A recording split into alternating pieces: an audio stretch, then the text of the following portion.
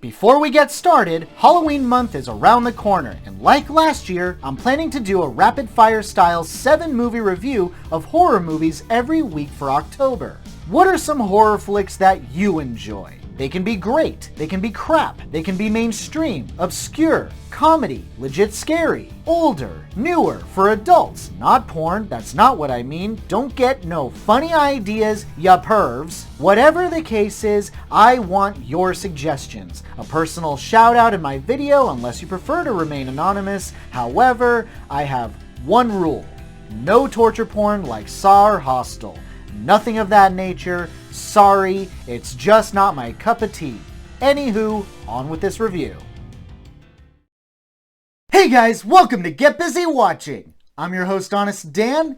Let's talk movies. Relax, be cool, cause if you don't, you'll act like a fool, so be cool.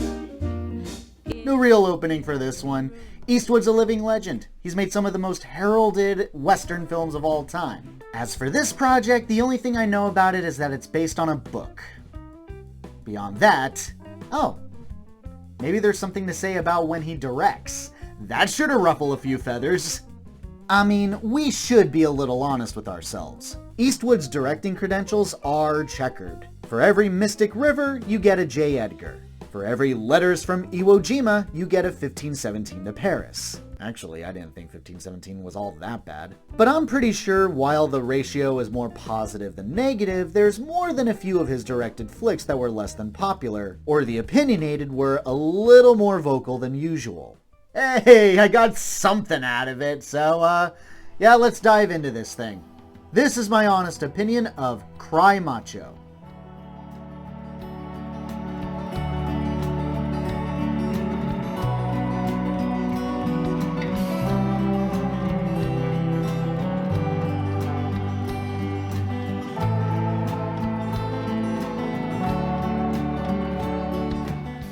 Mike Milo, played by Clint Eastwood, is a retired rodeo star. His old boss and friend, Howard, played by Dwight Yoakam, recruits Mike for a personal favor, to go to Mexico and bring back his teenage son, Rafael, or Raffo, played by Eduardo Minette. Despite his reluctance, he accepts. Though he faces resistance, he quickly finds Raffo and the two begin their journey back to the border. However, it turns out that his possessive mother, Lita, played by Fernanda Orejuela, isn't willing to let him go without a fight, and has her main henchmen follow him, as well as getting the police involved. Maybe I'll go, just for a while. Good, I think so. If I don't like it, I will say to hell with him and come back. Yeah, that's right. Actually, before we get into this review, I did want to point out some fun facts, a little bit of background specifically on this movie. Originally, the novel's author, N. Richard Nash, intended this to be a screenplay in the 70s. Unfortunately, then 20th Century Fox had rejected it twice apparently. The guy reworked it into a novel, which became popular, or at least popular-ish from what I understand. This movie would finally try to get made in 2011, and that was about to star Arnold Schwarzenegger. Problem is, there was that scandal and everything, so the project was cancelled. Fast forward 10 years later, we finally get this movie, starring a radically different actor, though probably a bit more sensible of an actor. Let's see if it was worth the wait.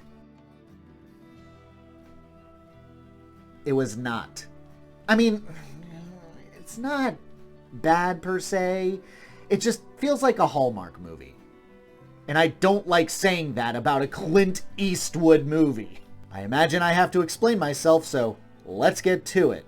Let's start with the negatives. The first major red flag for me was the writing. Holy God. If I wasn't picking at and munching on jalapeno goldfish, I would have been picking at and ripping apart my sofa. From the get-go, it feels like this script was slapped together in an afternoon. And yes, I do recommend jalapeno goldfish. The moment Yoakam started spewing Eastwood's backstory about being a rodeo star and what have you, and everything else that happened to him up to this point, all of that sent a cold shiver down my spine that would make Norman Osborn run away instead of following it. I was afraid of losing you to the competition.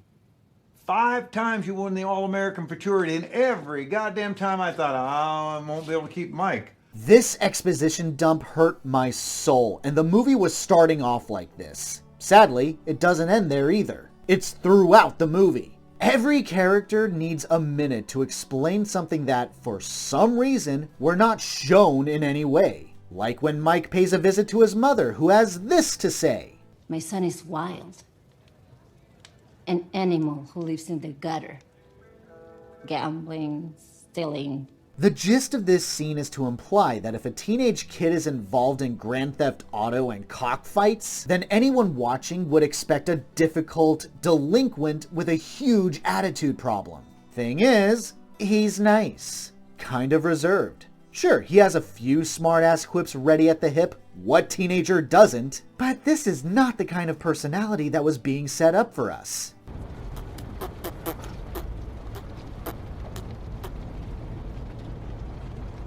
I could prattle on about the dialogue, but for the sake of my sanity, I have to talk about something else. I believe there's a whole lot of... I believe the phrase is plot armor. What I mean by that is whenever the cops show up, there's always something that repels them away. Be it a simple closed sign for a restaurant that the owner flips literally as the cops approach, the very same restaurant that, if those cops looked through the window, would have very obviously seen the two people they're looking for. And the cops just turn around and walk away. That makes sense to me. And you guessed it, it's not the only time it happens.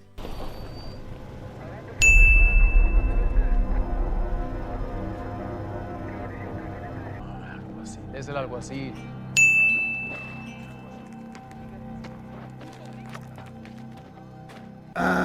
What else? The kid's not really that good of an actor, but then again, the script's not very good, so maybe it's not fair to criticize him. Ooh!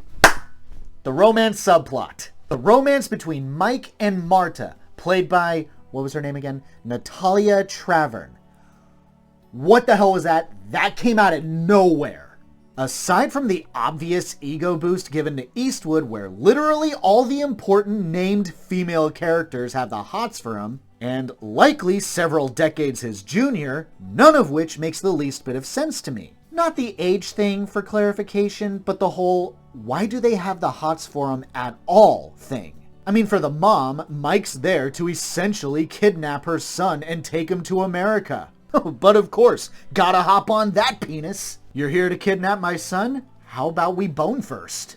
I know she's got a few loose screws, pun intended, but why resort to using her sexuality? What would she have gotten out of it? As for Marta, I've got nothing on that one. The pair have no chemistry. The language barrier ought to be enough to send up red flags that this isn't a relationship that's going to be practical. And believe me, I know what it's like to try to be with a Spanish-speaking bombshell who doesn't speak the best English. Doesn't work out.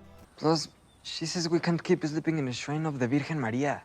It's not a hotel. But let's not be a complete jerk, and let's talk about the positive aspects. I feel like if I don't pull out a few out of my ass, then someone's gonna put a bounty on my head. So what am I gonna say? The acting is fine. Imperfect, but it gets the point across. Certainly a backhanded compliment, but I'm fishing at this point. Eastwood certainly has his funny, grumpy old man shtick down and has a funny line or two. What's wrong with that? Nothing. Guy wants to name his cock macho. It's okay by me. Best line in the movie as far as I care. And even though I think Rafo's character is betrayed by his setup, he has his moments as well. It's worse. That's why I stay on the streets. All the bad stuff happens at home. Might give up. Might give up.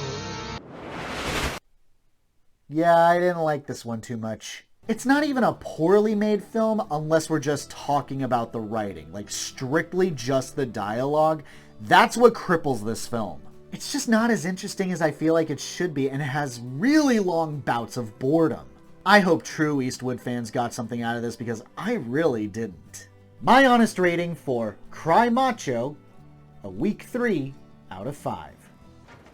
Perdóname, Virgencita. Thanks so much for watching, you guys. I really appreciate it.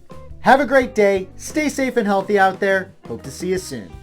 One final caveat as you guys move on with your day, I've decided to test my luck at a Patreon, so please consider supporting the channel. No obligations, of course, no content is gated off, but any and all support would mean a lot. Links in the description. Have a great one, folks.